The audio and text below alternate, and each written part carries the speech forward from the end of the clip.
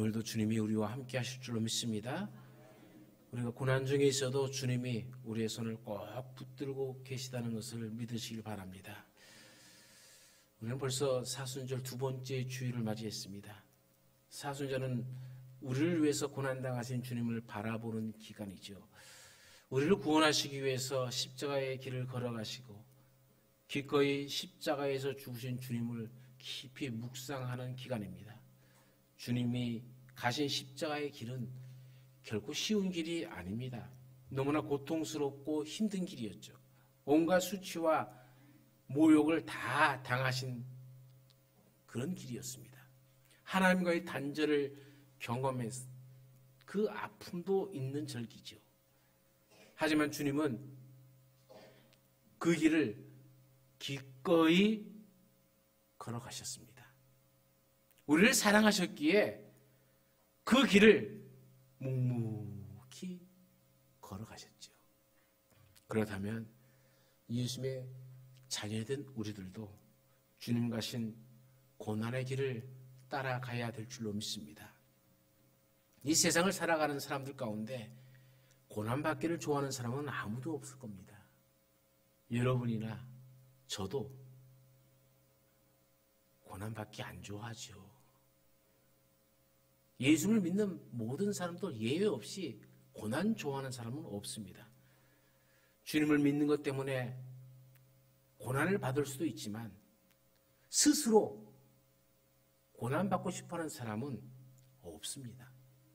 하지만 고난은 분명히 힘들지만 고난을 통해서 얻는 유익이 있습니다. 그 첫 번째 유익이 하나님의 말씀을 제대로 배우고 지키게 되어진다는 거죠. 시편 119편 67절에 보면은 시편 기자는 이런 찬양을 합니다. 고난 당하기 전에는 내가 그릇 행하였더니 이제는 주의 말씀을 지키나이다.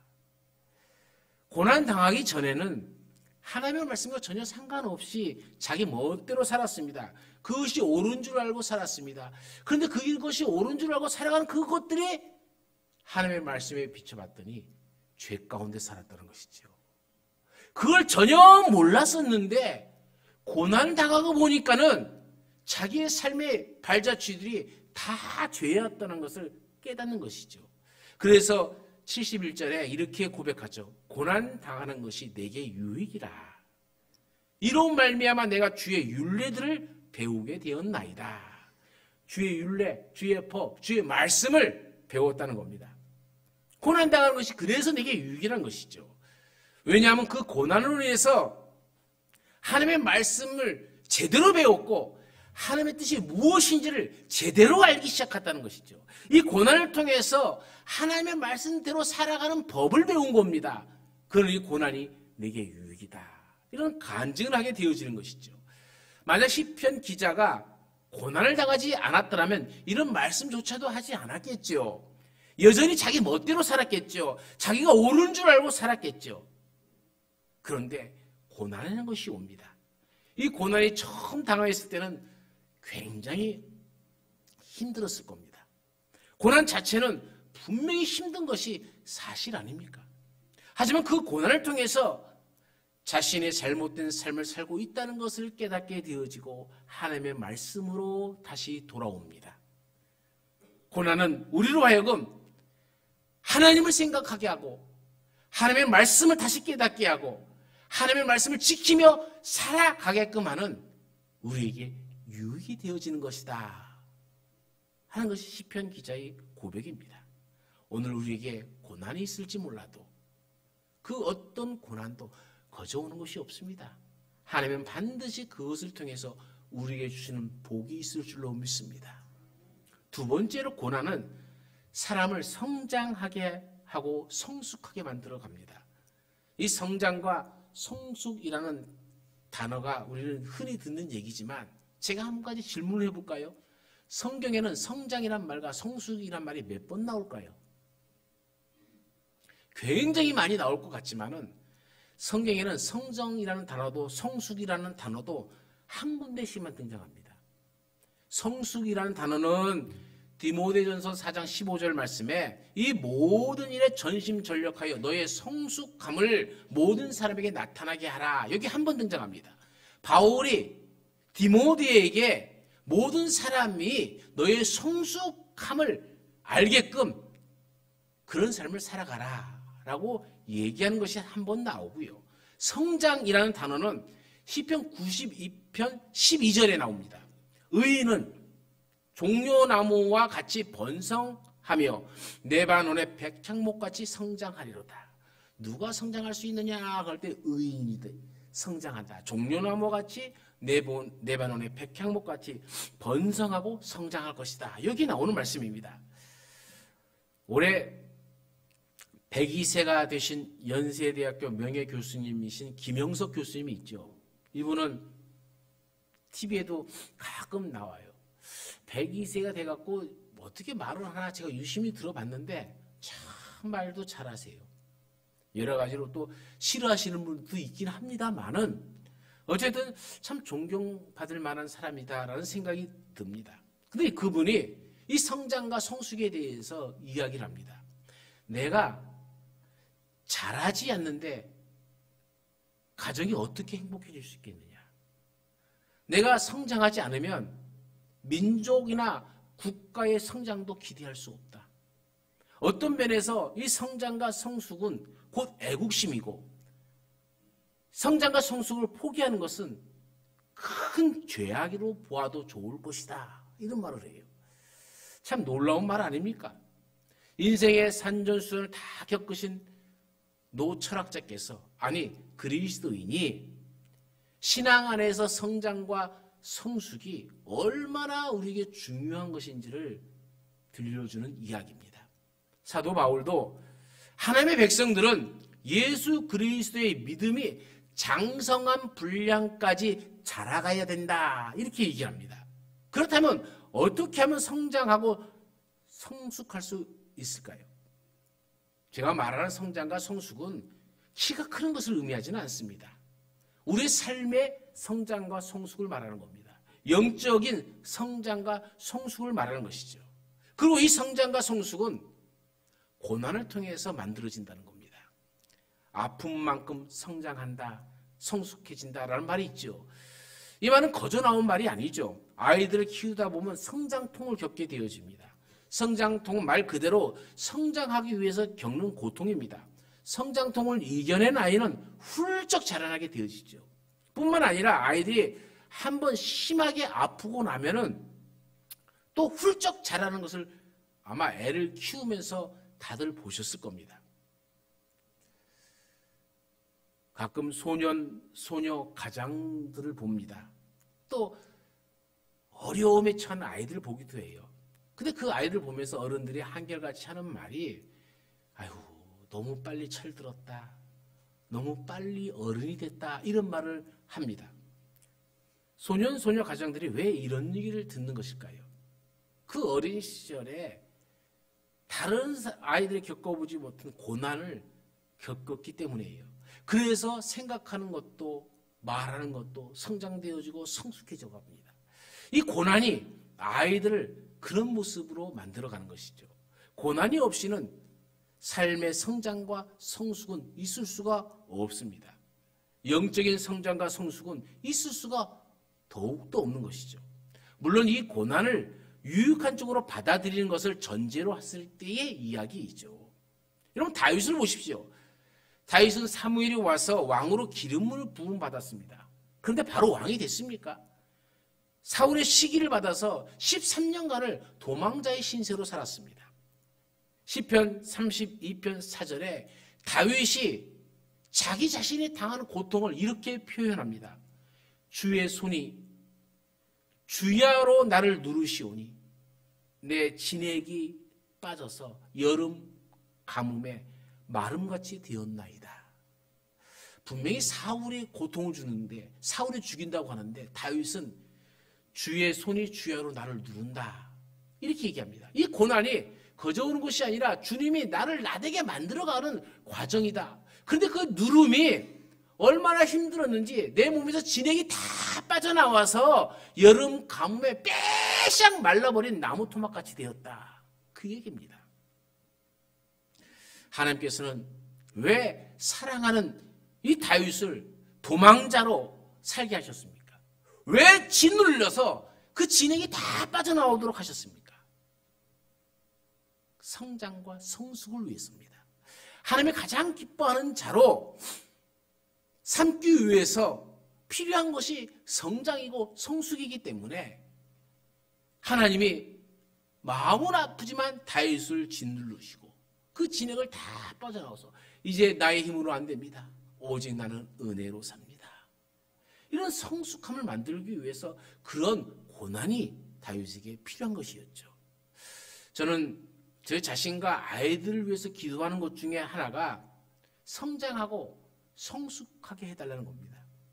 어떤 사건이나 환경을 맞이했을 때에 그 사건이나 환경이 이 아이들에게 상처가 되지 않게 하시고 아이들이 이 환경으로 말미암아 이 사건으로 말미암아 더 성장하고 더 성숙할 수 있는 계기가 되게 해달라고 기도합니다. 하나님은 하나님의 자녀된 우리를 성장시키고 또 성숙시켜서 하나님의 나라를 위해서 귀하게 쓰십니다. 그래서 우리에게 잠시의 고난을 허락하시는 겁니다. 우리가 이 사실을 믿는다면 여러분 오늘 당하는 고통을 또 언제 우리에게 고난이 올지 모르지만 그 모든 것을 감사함으로 받아서 버릴 것이 없는 인생이 되기를 간절히 축원합니다. 세 번째는 고난을 통해서 영광을 받게 되어집니다. 오늘 설교 전체의 주제이기도 합니다. 사도 바울은 로마서 8장 18절에서 이렇게 말합니다. 생각하건대 현재의 고난은 장차 우리에게 나타날 영광과 비교할 수 없도다. 이 말씀은 고난이 없이는 영광도 없다라는 얘기입니다. 주님을 위해 고난을 받는 자에게 하나님께서 영광을 허락해 주신다는 말이죠. 2016년에 리우에서 올림픽이 열렸죠. 우리나라의 첫 메달을 안겨준 선수가 유도의 정보경 선수입니다. 8강전에서 세계 랭킹 1위였던 몽골 선수를 반칙 승으로 이기고 4강에 올라가죠. 준결승에서 만난 쿠바 선수에게는 한판 승으로 결승전에 오르게 되어집니다. 그런데 결승전에서 아르헨티나 선수에게 지고 맙니다. 그래서 은메달을 땄죠. 그런데 이 정보경 선수가 결승전이 끝난 직후에 경기장 한쪽에서 서럽게 무릎을 꿇고 오열하며 펑펑 우는 모습이 비춰졌습니다. 눈시울이 저도 붉어졌어요. 얼마나 그랬으면 하는 마음이 있었죠. 어떤 기자가 정보경 선수에게 국가대표 선수가 되려면 얼마나 훈련을 해야 됩니까? 라는 질문을 해요. 그럴 때 정보경 선수가 이렇게 대답을 합니다. 본인이 느끼기에 이렇게 훈련 받다가 죽겠구나 라는 이 죽겠다 싶을 정도로 해야 됩니다. 선수들이 그냥 국가대표 선수가 되고 올림픽에 메달을 따는 것 같지만 쉬운 것 같아 보이지만 메달의 영광을 차지하기 위해서 자기 자신의 한계를 뛰어넘어 죽을 만큼 훈련을 한다는 것을 우리는 생각지를 않아요. 그 훈련은 선수들에게 분명히 고난의 시간입니다. 힘든 시간입니다. 어려운 시간입니다. 죽고 싶을 만큼 정말로 자기 자신이 이겨낼 수 없는 시간들입니다. 그러나 그 고난 이후에 면류관이 있는 것이지요. 성경은 영광 받기 이전에 고난이 먼저임을 분명히 말씀하고 있습니다. 부활의 영광을 누리기 위해서 십자가의 고난이 있어야 함을 말씀하고 있는 것이죠. 그 고난을 통한 자에게만 영광이 주어지는 겁니다.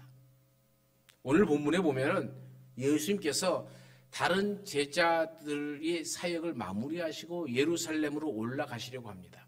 예수님은 제자들에게 예루살렘으로 올라가시기 전에 그 올라가시는 길에서 다시 한번 말씀하십니다.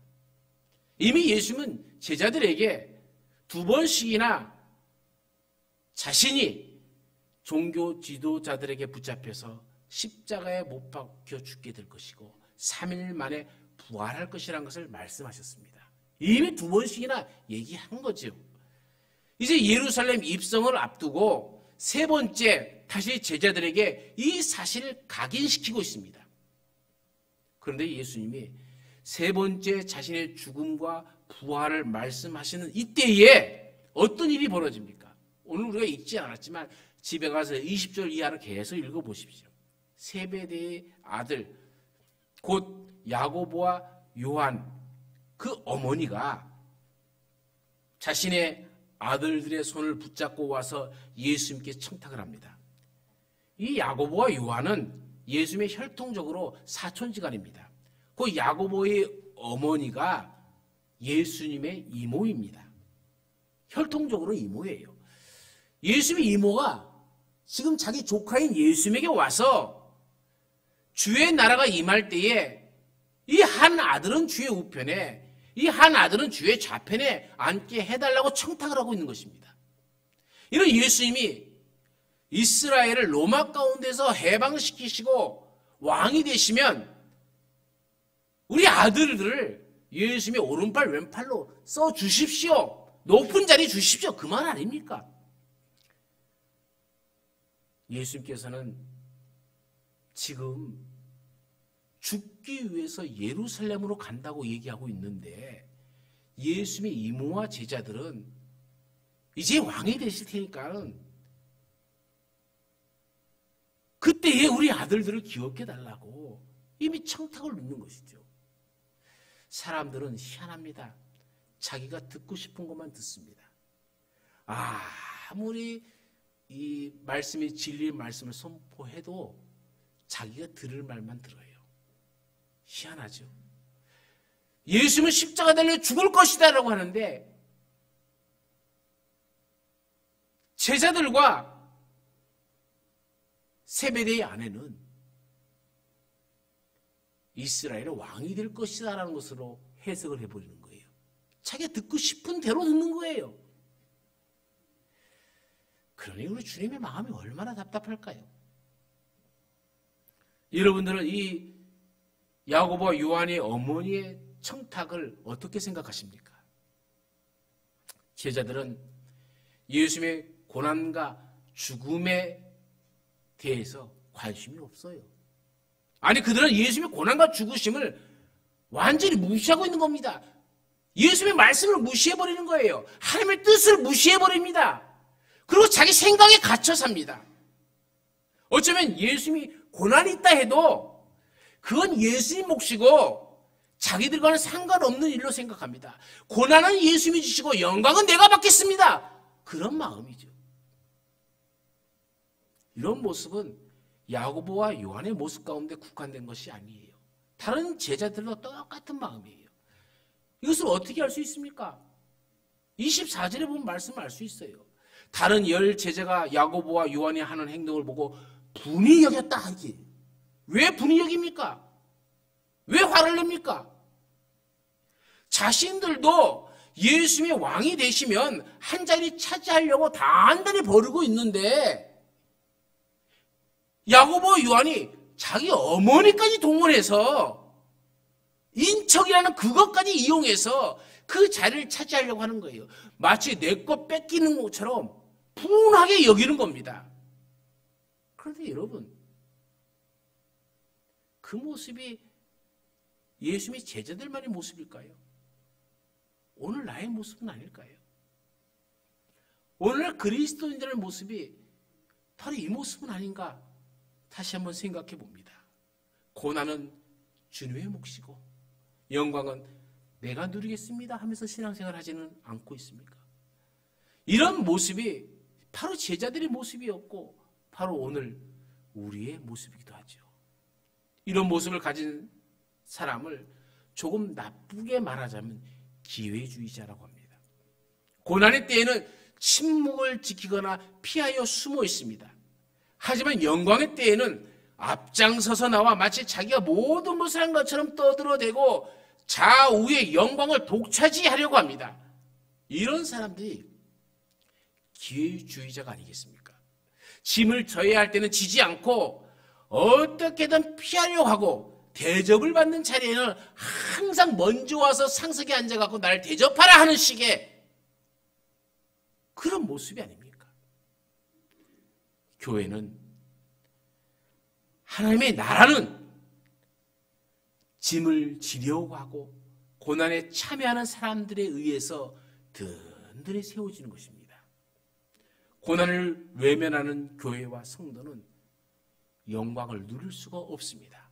No cross, no crown. 십자가 없이는 멸류관도 없는 것입니다. 예수님께서는 이모의 청탁을 바꿔서 야고보와 요한에게 이렇게 물으십니다.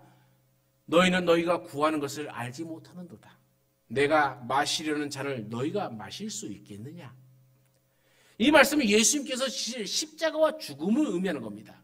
예수님은 이들에게 영광 가운데 이르게 되려면 그 영광 이전에 고난의 잔, 죽음의 잔을 너희가 마실 수 있겠느냐? 그렇게 물으시는 거죠. 오늘 우리는 고난의 잔을 마시지 않은 채 영광의 열매만 따먹으려 해서는 안 됩니다. 영광을 기대하며 고난을 이겨내야 될 줄로 믿습니다.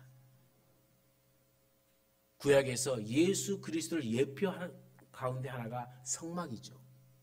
성막은 성소와 지성소로 나뉘어집니다.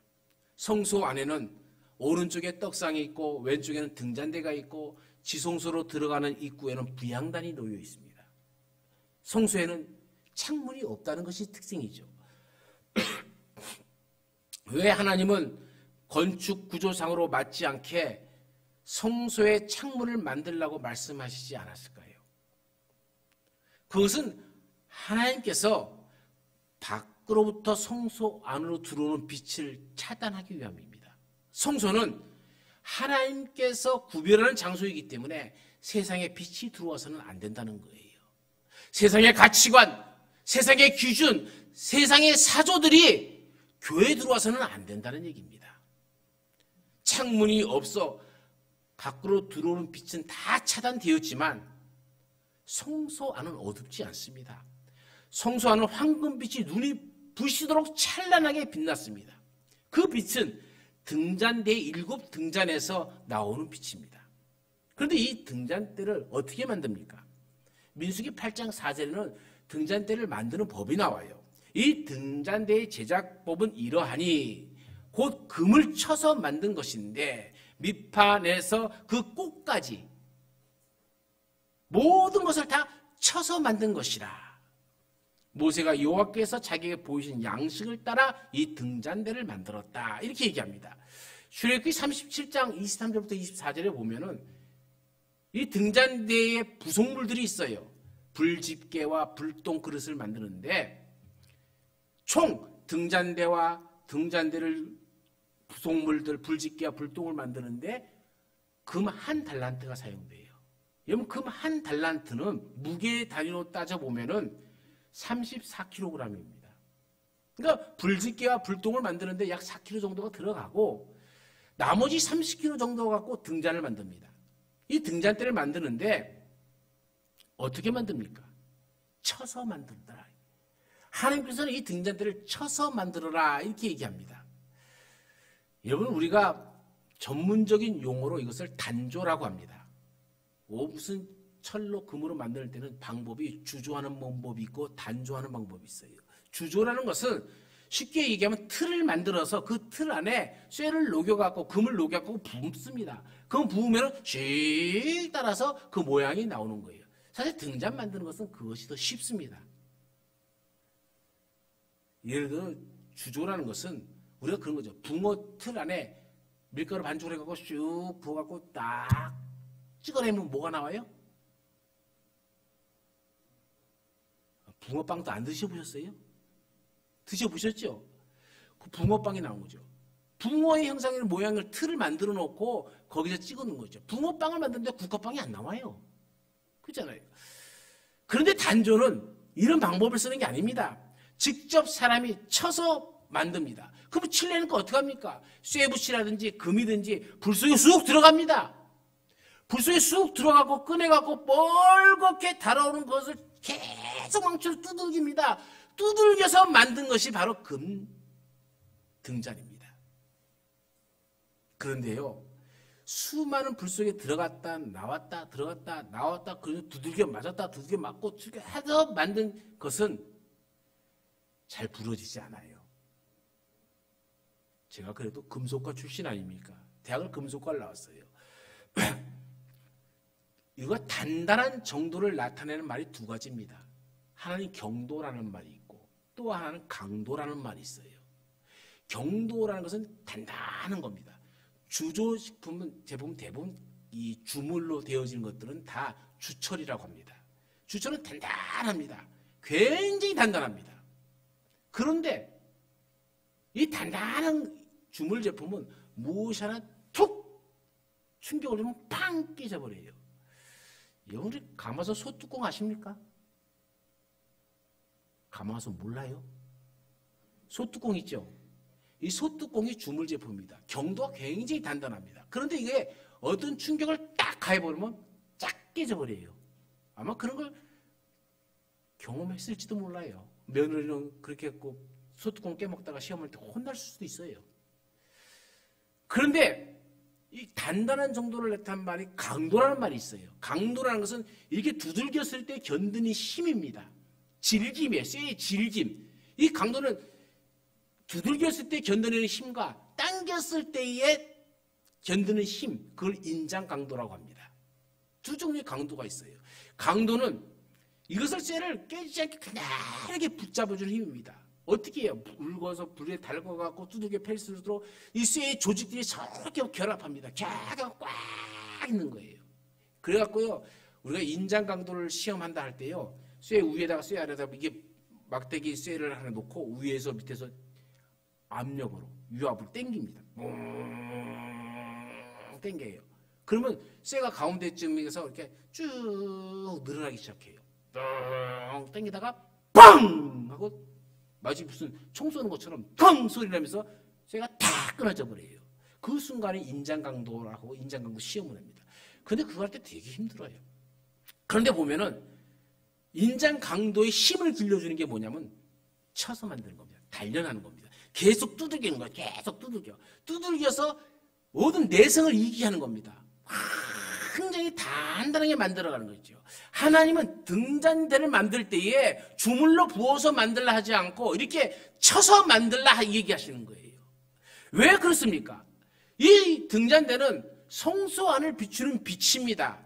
이 빛 안에서 우리가 살아가는 것이죠. 다시 말하면 우리의 모습이 등잔대와 같아야 돼요. 그 모든 고난을 이겨내고 불의 뜨거움도 이겨내고 우리 안에서 등잔대처럼 빛을 비추는 것처럼 하나님의 영광을 드러내기를 원하는 것이죠. 그러기 위해서는 우리가 어떤 충격에 넘어져서도 안 되고 어떤 충격에 한번 딱 떨어뜨렸다고 따당 깨져서도 안 되는 거예요. 우리가 여러분 신앙생활하면서 제발 시험에 들지 마세요. 시험에 드는 것은 깨진다는 의미입니다. 깨지는 것은 하나님 앞에 영광 돌릴 수가 없어요. 왜 많은 것들 등잔대를 쳐서 만들려고 합니까? 어떤 시련이 와도 어떤 환경이 와도 견뎌 이겨내고 너희의 목적은 하나님의 영광을 드러내는 것이다. 그런 절대 깨지지 말아라. 그래서 우리에게 고난을 허락해 주시는 거죠. 여러분 우리의 믿음의 선조들을 성경 안에서 보십시오. 그들은 모두 고난을 이겨낸 사람들 아닙니까? 상상할 수도 없는 고난을 받은 욥을 보십시오. 하루아침에 아들 10명이 다 죽어요. 많은 재산이 싹 없어져요. 여러분 그럴 때 무슨 생각이 들까요? 우리는 욥의 이야기를 너무나도 잘 알고 있기 때문에 하나님께서 갑절을 복 주셨으니까 괜찮지라고 쉽게 결단합니다. 그런데 막상 그 현실이 오늘 나의 삶이라면은 견딜 수 있을까요? 저는 가끔 그런 생각을 해요. 우리 아이들을 키울 때에 그 이전까지는 아이들을 유기하는 것을 별로 그냥 유기해 또 어떤 놈이 유기했네 이렇게밖에 생각 안 했어요. 근데 내가 내 자식을 낳고 키워보면서 아이들을 유기하는 것들은 잡아갖고 다 사형시켜버려야 돼. 그 부모의 마음을요 자식을 낳고 키워보니까는 알겠더라고요. 세상에 제일 못된 죄가 애들 유기하는 것이다. 이거는 가정을 다 파탄시키고 부모의 가슴을 막 갈기갈기 찢어주는 거예요. 이게 그렇게 해서는 안 되죠. 여러분, 아들 열이 한꺼번에 죽어요. 그 많던 재산이, 그 건강이 또 몸이 다 병들어 썩어요. 욥의 고백이 뭡니까? 내가 가는 길을 그가 아시나니 그가 나를 단련하신 후에는 내가 정금같이 나오리라. 이게 쉬운 말이 아닙니다. 참 놀라운 고백입니다. 예수님께서 부활의 영광을 누릴 수 있었던 것은 십자가의 고난과 죽음이 있었기 때문입니다. 예루살렘을 향한 주님의 행진은 고난의 행진 아닙니까? 한 발자국 한 발자국 그 걸음이 죽음을 향해서 고난을 향해서 걷는 걸음 아닙니까? 그 고난의 행진이 결국 부활의 영광으로 나타나는 것이죠. 고난이 없이는 영광도 없습니다. No cross, no crown이죠. 십자가의 고난이 없이는 부활의 영광도 없습니다. 우리의 삶도 마찬가지입니다. 영광은 고난 뒤에 옵니다. 그렇다면 우리는 주님 가신 길을 기꺼이 뒤따라 가야 됩니다. 어떤 고난이든 견디고 이겨내야 합니다. 그 고난은 장차 우리가 누릴 영광과 좋게 비교할 수 없도다. 성경은 이야기하고 있습니다. 저와 여러분은 이 사순절 기간을 보냅니다. 우리의 남은 생이 얼마일지 우리도 모릅니다. 그러나 우리가 남은 생애 동안 하나님께서 주시는 영광을 누리기 위해서 어떤 고난도 역경도 견디고 이겨내시기를 간절히 축원합니다. 우리 가운데 함께 하신 하나님, 참으로 힘든 어려운 속에서 오늘 여기까지 왔다면 이제 주님이 주시는 부활의 영광이 우리 가운데 오게 될 줄로 믿습니다. 십자가 없이는 면류관도 없습니다. 고난이 없이는 그 영광도 누릴 수 없는 것을 깨닫게 되어집니다. 그 영광을 지속하기 위해서, 그 영광이 영원하기 위해서 때로는 하나님께서 주시는 이 고난을 우리가 감사함으로 기꺼이 받아들여서 하나님께 영광 돌리는 우리의 삶이 되게 하여 주옵소서. 언제나 함께 하시는 예수님의 이름으로 기도드려옵나이다. 아멘.